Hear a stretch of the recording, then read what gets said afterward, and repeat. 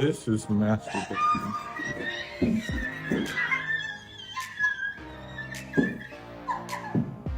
It's so huge! Oh my god, look at this bathroom! Oh my god! Oh my god, I can't even breathe, I can't breathe. Look at my walking closet! So you like it? I love it, babe. I can't breathe. It is only in my name, though. You put it in your name? Yeah. That's awful. If you bought me a house, you put it in my name. Everything was going great, until she realized her name wasn't on the house he just bought. The moment she found out, her whole tone shifted. This is one of the hard conversations that him and I had to have is, what are your thoughts on a prenup? And we actually differ. I'm for a prenup and he's not. I think marriage as a law-abiding, you are signing a contract. I think you have every right in the contract to make divorce as hard as possible. So like in my prenup, I want to say, if you choose to cheat on me and leave me for another woman, you're leaving me with everything. The only way I'm going to sign up for a divorce. No. So- Like when we had this argument, this disagreement, and she said she wanted a prenup. Generally, what people assume from a prenup, and I know this is like To protect the man. when she explained what she meant by a prenup, I'm actually more on board with it, because essentially her version of the prenup is to make the divorce as hard as possible. Like if I initiate it, I would give up everything that I own. It all become hers. Or if she initiated the divorce, she would lose everything. Yeah. And I was like, I'm totally for that. I actually love that idea. The thing with a prenup The fact that she brought it up speaks volumes. It shows she's truly invested in their relationship. Addressing it directly creates an opportunity for both of them to work through things together, rather than giving up at the first sign of conflict like so many others do. too is that if you get legally married, it's a contractual obligation. It's just whether or not the state makes it or whether or not you make it. And the state changes the laws all the time, which is another thing, especially with how the laws have been changing in women's favor. This type of prenup is actually a smart move, way beyond a standard marriage contract. A relationship shouldn't survive just because one person fears losing everything. If anything, that sounds like a sign of deeper issues. A lot of people are calling it a trap, but that's not the case. It's a two-way agreement. If she cheats, he keeps everything too. It creates accountability on both sides. Some argue that it could prevent someone from leaving even when they want to, but unless you're a celebrity with major assets, a prenup like this isn't necessarily a bad thing. What makes this even better is that she suggested it. That shows real commitment. She's not in it for personal gain, but because she genuinely wants the marriage to last. And that's exactly what most men are looking for, someone who's fully invested in building a future together. Some comments have claimed she's trying to trap him, but that doesn't seem to be her motive at all. People who propose these kinds of agreements usually do so with good intentions, and her reasoning made that clear. It's about strengthening their marriage, not controlling it.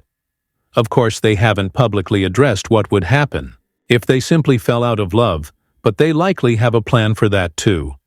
At the end of the day, what really matters is her initiative and the effort she's making to avoid becoming just another divorce statistic. She deserves some credit for that. This is masturbation.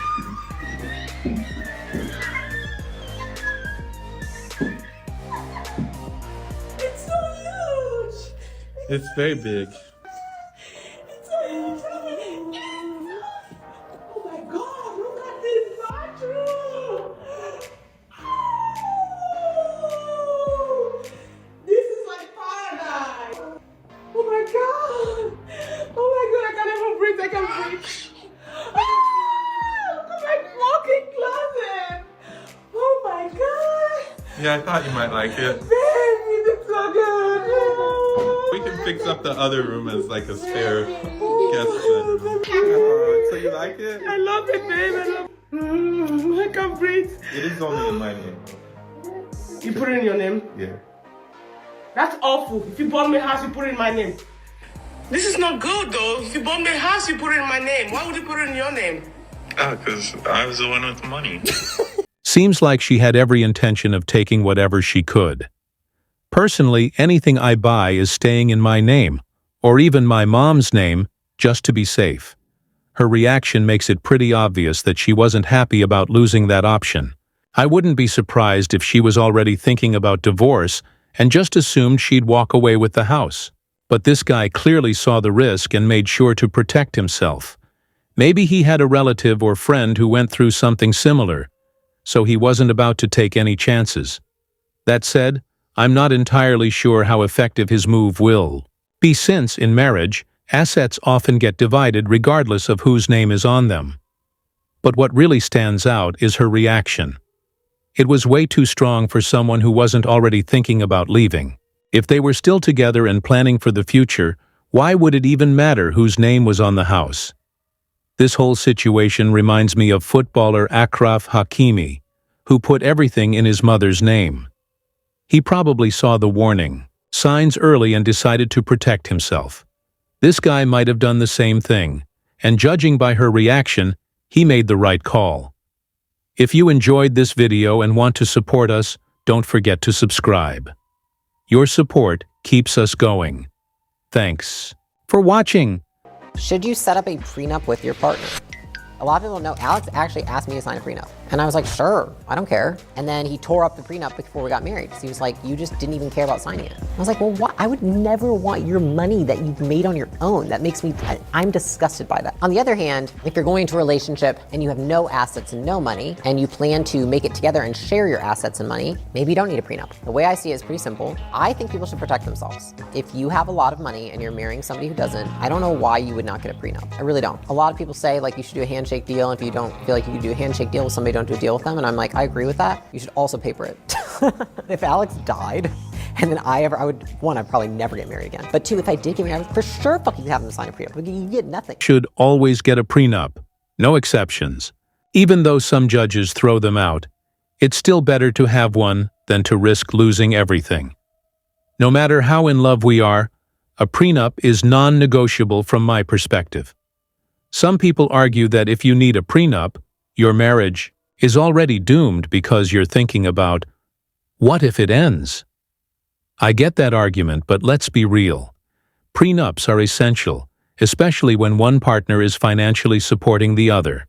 If things fall apart, should that person really be left with nothing? The biggest lesson here is this: the person you marry and the person you divorce are not the same. When love is strong, people say all the right things, make big promises, and seem like the best version of themselves. But once a divorce is on the table, that same person can flip into someone completely different. This is what her husband should have considered before deciding a prenup wasn't necessary just because she said she didn't want his assets. People change, especially during a messy breakup. The chances of her suddenly caring about his money later on are pretty high. That's why those who insist on a prenup, no matter what, are making the smarter choice. It's the only way to truly protect what you built before the marriage. Let me tell y'all a secret about men, and they're probably going to be in my comments telling me how I'm wrong. You're not fooling me, sir. I got the game sewed up. But y'all know how women will say things like, my man's never going to leave me because I got that Super Soaker 10,000, or I got that net game. And listen, kudos to you, girl. Please, your man. But that is not what keeps a man. They can find that anywhere. Believe it or not, those skills are not, like, there's a lot of us with those skills, okay? That's not the thing. And I know you might think, like, big boobies or a nice booty, and sure, men like that. They like the hips, right? You know what they like more than that? These. It's the eyes. I don't know if it's because they can see the crazy in them, and they'll deny that shit too. They'll say they don't like crazy bitches. Yes, the fuck they do. Within limits, you know, within limits. But there's something about the eyes that men really, really, really, really, really love. So, like, worry less about your boobies and your butt and all that. And you can do all that. But if you got some pretty eyes, you're good. You got the game sewed up. It really depends on the man. But for me, you're 100% right. I was watching your eyes the entire time. Because eyes don't lie. We can sense so much just by looking into someone's eyes. From a physical standpoint, yes, eyes are one of the first things I notice. But at the end of the day, what really matters is how she looks. At me. I've been with plenty of women with beautiful eyes, but some of them were cheaters.